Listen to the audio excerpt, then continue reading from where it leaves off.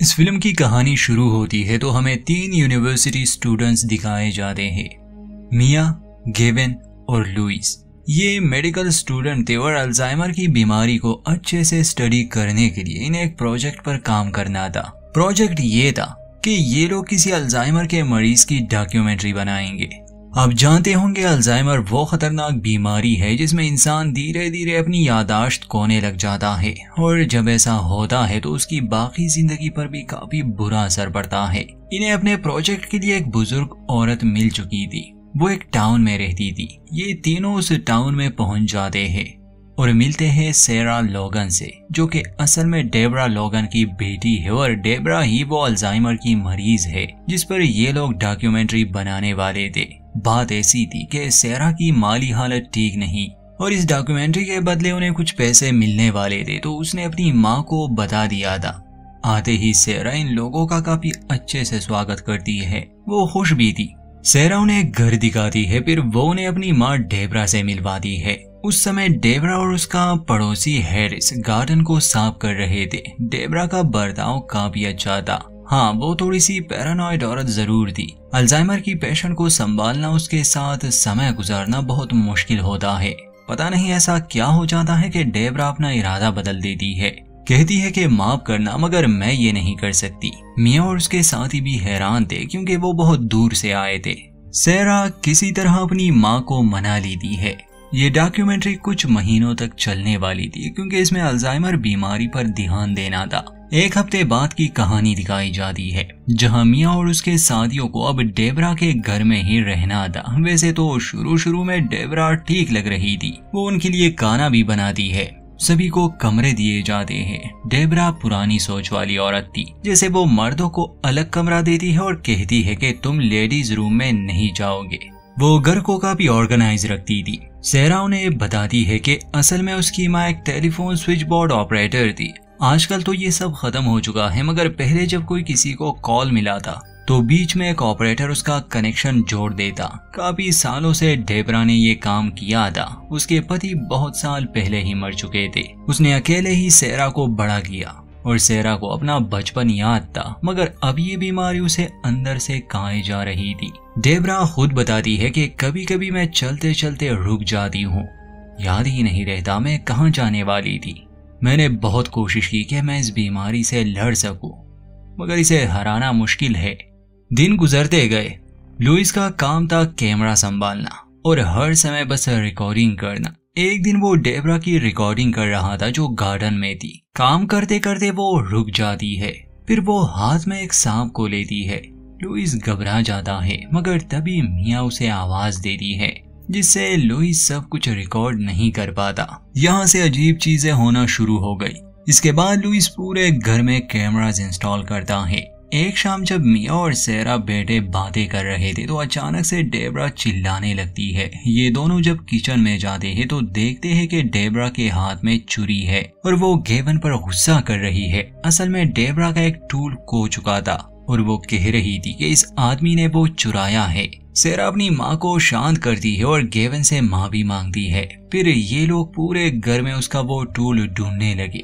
वो इन्हें एटिक में मिल जाता है। सेरा बोली अपने माँ को देने आती है, मगर वो एक खाली कमरे में खड़ी थी और खिड़की से बाहर देख रही थी। डेबरा सेरा की बात का कोई जवाब नहीं देती। सेरा जब उसके करीब जाती है और डेबरा का चेहरा अपनी ओर करती है तो सभी काफी घबरा जाते हैं क्योंकि उसने नाखूनों से ही अपनी स्किन उतारना शुरू कर दी थी। ये देखकर जल्द ही उसे हॉस्पिटल ले जाया जाता है। जो डॉक्टर डेबरा का इलाज कर रही थी उसका कहना था कि अब ये बीमारी खतरनाक होती जा रही है और उसने अपने साथ जो भी किया ये इस बीमारी में होना नॉर्मल है। 1-2 दिन तक डेबरा हॉस्पिटल में एडमिट रहती है, फिर उसे डिस्चार्ज किया जाता है। जब ये लोग डेबरा को हॉस्पिटल से वापस ला रहे थे तो वो बिल्कुल ठीक थी। वो गेविन से माफी भी मांगती है। घर आने के 2 दिन बाद फिर से चीजें खराब होने लगी।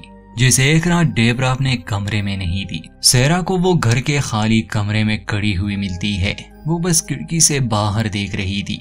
सेरा उससे पूछती है कि आप यहाँ क्या कर रही है, मगर डेबरा उसकी बात का कोई जवाब नहीं देती, बल्कि वो उस खिड़की पर कील ठोकने लगी। उसी रात एक और हादसा होता है जब डेबरा अपने बिस्तर से उठ जाती है आधी रात को। सेरा, मिया और बाकी लोग उसे ढूंढने लगे। वो घर के किसी कमरे में नहीं थी, ना ही वो बेसमेंट और एटिक में थी। डेबरा उन्हें मिलती है गार्डन में, जो अपने हाथों से जमीन खोद रही थी, चिल्ला रही थी। उसने अपने हाथों को काफी जख्मी कर दिया था। ये लोग उसे घर में ले आते हैं। मिया उसके जख्मों का इलाज करती है। अगले दिन जब गेविन और लुइस कल रात वाली फुटेज को देख रहे थे तो एक अजीब सी बात वो नोटिस करते हैं। जब डेबरा किचन में थी तो अचानक वो शेल्फ पर पहुंच जाती है। वैसे दिखने पर तो ये कोई ग्लिच लग रहा था, मगर रिकॉर्डिंग टाइम उसका काउंट बिल्कुल सही था। ये कोई ग्लिच नहीं था। ये तीनों तो इसे एक्सप्लेन नहीं कर पाते, और ये थे मेडिकल स्टूडेंट। भूत प्रेतों पर तो इनका विश्वास था ही नहीं। मिया और लुइस के अलावा सिर्फ गेविन को ही डेबरा पर शक था कि ये अल्जाइमर की बीमारी नहीं हो सकती, बल्कि कुछ और है। डेबरा के पड़ोसी हैरिस को ये पसंद नहीं था कि कोई डेबरा की पर्सनल लाइफ पर फिल्म बनाए। वो सेरा से कहता है कि तुम इन लोगों को भेज दो यहाँ से, मगर सेरा को पैसे चाहिए थे। फिर एक दिन जब सेरा डेबरा को तैयार कर दी है तो उसे वो फुटेज दिखाई जाती है जिस रात वो गार्डन में गई थी और अपने हाथों से जमीन खोद रही थी। ये सब उसे याद नहीं था, मगर अपने आप को इस हालत में देखकर उसे कुछ हो जाता है। वो चिल्लाने लग जाती है, जमीन पर गिर जाती है। उसकी तबीयत काफी खराब थी, इसलिए फिर उसे हॉस्पिटल लाया जाता है। इस बार जब डॉक्टर उसका चेकअप करते हैं तो उसकी स्किन काफी खराब हो चुकी थी। डॉक्टर कहते हैं कि शायद ये मेडिकेशन के साइड इफेक्ट्स हो सकते हैं। उसने ये भी नोटिस किया कि डेबरा अपनी ही स्किन उतारने की कोशिश करती है। कुछ दिन बाद उसे घर लाया जाता है। अब वो पहले जैसे नहीं रही, मगर ये सब रुकता नहीं। एक दिन सेरा, मिया और उसके साथियों को कुछ आवाजें सुनाई देती है। जब वो डेबरा के कमरे में जाते हैं तो वो चीजों को निगल रही थी। इसके बाद ये घर के सभी छोटे मोटे चीजों को पैक कर देते हैं ताकि डेबरा इसे खाए ना। एक रात गेविन उसी खाली कमरे में जाता है क्योंकि उसे शक था कि डेबरा पर शायद शैतान का साया है। जिस खिड़की के सामने अक्सर डेबरा खड़ी रहती थी, वो वहां पर क्रॉस रख देता है। जैसे ही वो मुड़ता है, डेबरा उसके सामने ही खड़ी थी। गेविन घबरा जाता है। जब वो खिड़की पर क्रॉस रख रहा था, खिड़की बंद थी अच्छी तरह से, पर जैसे ही डेबरा वहां आती है वो खिड़की खुद से ही खुल जाती है, जादू की तरह। बाद में यही फुटेज गेविन अपने साथियों को दिखाता है और समझाता है कि यहाँ कुछ ठीक नहीं हो रहा, मगर उसके दोस्त इस बारे में ज्यादा नहीं सोचते। उन्हें बस एक बीमार औरत नजर आ रही थी और कुछ नहीं। अगली रात फिर से डेबरा अपने बिस्तर से गायब थी। बाकी लोग जब उसे ढूंढने निकल जाते हैं तो वो उन्हें बेसमेंट में मिलती है, बिना कपड़ों के। वो टेलीफोन स्विच बोर्ड के सामने बैठी थी। हालांकि ये मशीन काफी सालों से बंद थी, मगर फिर भी इससे आवाजें आ रही थी और डेबरा भी मर्दाना आवाज में बात कर रही थी, मगर ये बातें इंग्लिश में नहीं बल्कि फ्रेंच में थी। डेबरा को फिर से दौरा पड़ता है। उसी डॉक्टर को घर बुलाया जाता है। फिर उसका कहना था कि बाकी तो ये ठीक है, बस थक गई है। सेरा उसे आज रात वाले हादसे के बारे में बताती है कि वो फ्रेंच में बात कर रही थी और मेरी माँ को फ्रेंच नहीं आती। शायद एटिक की कोई याद उसे सता रही है। डॉक्टर मिया को सेडेटिव देकर चली जाती है कि अगर डेबरा खुद को नुकसान पहुंचाने की कोशिश करे तो उसे सुला देना। अगले दिन मिया की टीम कल रात वाली फुटेज और ऑडियो की जांच करते हैं, जिसमें फ्रेंच शब्दों का अनुवाद भी हो जाता है। उसमें सांपों के बारे में बताया जा रहा था, बलि और अमर होना। सभी डेटा को अच्छे से समझने के बाद ये लोग एक नाम निकालते हैं, डी हार्डिन। सेरा इसके बारे में जानती थी। ये एक डॉक्टर था 1970 के समय में, मगर ये था एक पागल सन की। ये शैतानी रस्मों पर यकीन रखता था। इसने उस जमाने में एक मोनिकन ब्लड रिचुअल किया था। उसमें 5 बालिग लड़कियों की बलि देनी होती है और रिचुअल पूरा होने पर इंसान अमर हो जाता है और शरीर से उसे आजादी मिल जाती है। इस रिचुअल में लड़कियों को सांप के जहर से मारा जाता था।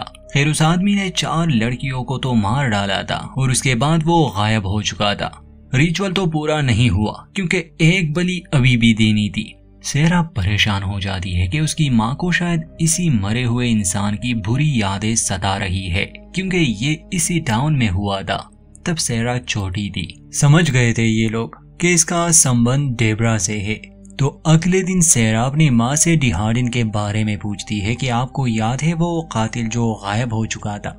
डेबरा एक लम्हे के लिए खामोश हो जाती है और कहती है कि वो मर चुका है। सेरा हैरानी से पूछती है कि आप कैसे जानती है। डेबरा बार बार इस शब्द को दोहरा रही थी कि उसका कत्ल कर दिया गया। वो अपने कमरे की तरफ भागती है। जैसे ही सेरा और बाकी सब वहां पहुंचते हैं, डेबरा जमीन पर पड़ी थी और उसके मुंह से ढेर सारे वॉर्म्स बाहर निकले थे। एक बार फिर से उसे हॉस्पिटल ले जाया जाता है। अब तो खुद सेरा को भी शक होने लगा, तो वो डॉक्टर से जानना चाहती थी कि आखिर उसके शरीर में इतने कीड़े आए कहां से। वो बताते हैं कि तुमने कहा था कि डेबरा चीजों को निगलती है, तो शायद उसने गार्डन की मिट्टी काली होगी। कुछ दिनों के लिए डेबरा हॉस्पिटल में ही रहती है। सेरा, मिया और उसके दोस्त घर आते हैं। ये लोग पूरी कहानी को अच्छे से समझने की कोशिश करते हैं। मिया कहती है कि हो सकता है 1970 में डेबरा और हैरिस ने मिलकर डिहार्डिन को मारा होगा और अब ये लोग इस राज को छुपा रहे हैं। सेरा को इस बात पर विश्वास नहीं था। हैरिस ने कई बार सेरा को कहा कि वो इन लोगों को यहाँ से जाने को कहे। एक रात हैरिस जो नशे में था, वो गन लिए मिया की कार को शूट करता है। ये लोग काफी डर जाते हैं। गेविन तो वहाँ से चला जाता है कि मुझे इस मुसीबत में नहीं पड़ना। बाद में पुलिस आती है और हैरिस को ले जाती है। अब रह जाते हैं मिया और लुइस। वहाँ हॉस्पिटल के सीसीटीवी कैमरास पर हमें दिखाया जाता है कि डेबरा अपने बेड से उठ चुकी है। उसने एक छोटी बच्ची को लिया है और हॉस्पिटल के बेसमेंट में चली गई है। हॉस्पिटल के स्टाफ को जब पता चलता है तो वो उसे ढूंढने आते हैं। उसने बच्ची को कोई नुकसान नहीं पहुंचाया था। सेरा अब ये समझने लगी थी कि अगर मिया की बात सही है तो उसकी माँ और हैरिस ने ही डिहार्डिन को कहीं दफनाया है। डिहार्डिन ने रिचुअल पूरा नहीं किया, मगर फिर भी किसी तरह उसकी आत्मा अब डेबरा को पोजेस करके उससे यह रिचुअल पूरा करना चाहती है, मतलब कि एक और लड़की का कत्ल। सेरा एक पादरी के पास भी जाती है कि वो उस पर एक्सोर्सिज्म करे, मगर वो साफ साफ इनकार कर देता है कि वो बीमार है, उसका इलाज होना चाहिए। एक शाम हैरिस हॉस्पिटल जाता है। वो डेबरा से बात कर रहा था, मगर डेबरा कहती है कि मुझे मार दो। इसके बाद हमें नहीं दिखाया जाता क्या हुआ, मगर डेबरा बेड से गायब थी और हैरिस को कुछ हो चुका था। एक तांत्रिक से सेरा को ये पता चला कि अगर डिहार्डिन की लाश को जलाया जाए तो आग उसे प्योरीफाई कर देगी और उसकी शक्ति भी खत्म हो जाएगी। सेरा हैरिस से पूछने की कोशिश करती है कि डिहार्डिन की लाश कहाँ उन्होंने दफनाई। बस वो इतना ही कह पाता है कि हमने उसे जिंदा ही गाड़ दिया था। सेरा, मिया और लुइस जल्दी से घर आते हैं और गार्डन को खोदने लग जाते हैं। सेरा कहती है कि शायद लाश यहीं पर है, क्योंकि गार्डन में काम करते हुए ही डेबरा इन्फेक्टेड हो गई होगी और अब उसे पॉजेस कर लिया गया। वहां उन्हें लाश नहीं मिलती, मगर सेरा रुकती नहीं। वो हर जगह की तलाश करती है और अंत में उसे एटिक और सेलिंग के दरमियान बोरी में बंद डिहार्डिन की लाश का एक हिस्सा मिलता है। सेरा उसे फायरप्लेस के पास ले आती है। अब उस बोरी से सांप निकल रहे थे। ये लोग जल्दी से उसे आग में फेंक देते हैं। दूसरी तरफ डेबरा हॉस्पिटल से उस बच्ची को जंगल में ले गई थी। सेरा जब अपनी माँ को देखने आई तो वो वहाँ नहीं थी। कुछ पुलिस वाले और सेरा, मिया और लुइस जंगल की तरफ जाते हैं। वहाँ एक पुरानी खदान थी, उसके अंदर उन्हें डेबरा मिलती है। डेबरा किसी सांप की तरह उस बच्ची को निगलने की कोशिश कर रही थी, मगर पुलिस वाला गोली चलाता है, इसलिए वो रुक जाती है। उस बच्ची को बचा लिया जाता है, मगर वो बार बार कह रही थी कि वो अच्छे आदमी है, वो मुझे नुकसान नहीं पहुंचाएंगे, मैं उसके साथ जाना चाहती हूँ। मतलब कि उसके दिमाग को भी कंट्रोल कर लिया गया था। डेबरा ने खुद को काफी जख्मी कर दिया था। वो किसी सांप की तरह जहर छोड़ने लगी थी, जिससे वो एक पुलिस वाले को भी बुरी तरह जख्मी कर देती है। अंत में उसी खदान में सेरा को डिहार्डिन की लाश का बाकी हिस्सा मिल जाता है।